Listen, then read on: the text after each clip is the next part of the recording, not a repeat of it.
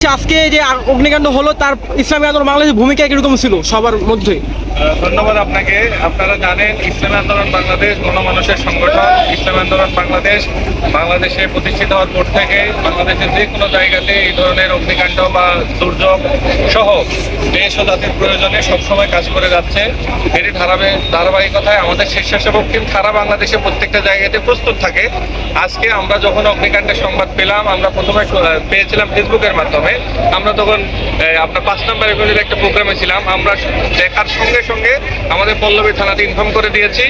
Inform করে দেওয়ার পরে আমাদের 50 জনের উপরে স্বেচ্ছাসেবক এসে ফায়ার সার্ভিস এবং প্রশাসন, সেনাবাহিনী, পুলিশ, এরপর এখানে আনসার ছিল, এরপরে বিভিন্ন রাজনৈতিক দলের স্বেচ্ছাসেবক ভাইরাও ছিল সবাই, এবং স্থানীয় অনেক মানুষ ছিল যারা দল মত জাতি ধর্ম বর্ণ নির্বিশেষে সবাই চেষ্টা করেছে অগ্নিকাণ্ডকে কীভাবে নিরোধ করা যায়।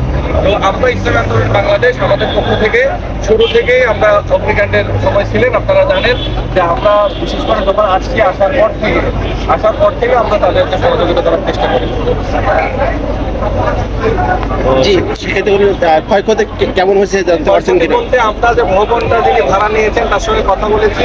উনি জানিয়েছেন উনি 1 সপ্তাহ আগে ভবনটা নিয়েছেন, এবং ভবন নেওয়ার পরে উনি আজকে এই গার্মেন্টসের 5ম তলা এবং 6ষ্ঠ তলা এটা বন্ধ করা ছিল, এবং ওনার ভাষ্য মতে এটা এত সুন্দরভাবে সিকিউরড একটা এরিয়া উনি রেখেছিল, এখানে কোনো ধরনের নাশকতা ছাড়া কোনো ধরনের অগ্নিকাণ্ড হওয়ার কোনো ধরনের পসিবিলিটি নাই, এটা ওনারা বলছে। আর আমাদের ফায়ার সার্ভিস ওনারা তাদের একটা তদন্ত প্রতিবেদন তৎক্ষণাৎ দিয়েছে, এবং আশা করা যায় সরকার থেকেও এই অগ্নিকাণ্ডের পিছনে কি কারণ বা কি এর ক্লু থাকতে পারে এটা উদ্ঘাটন করার জন্য তারাও হয়তো বা কোনো একটা তদন্ত কমিটি করবে। তখন আসলে বোঝা যাবে আসলে কি হয়েছে। তো ধারণা করা হচ্ছে এটা কোনো ধরনের নাশকতা ছাড়া হওয়ার সম্ভাবনা নাই। আর এর বাইরেও আসলে বলতে পারবে প্রশাসন এবং ফায়ার সার্ভিসের লোক যারা আছেন, fire service and civil defence, তারা বলতে পারবে এখানে আসলে কি হয়েছিল।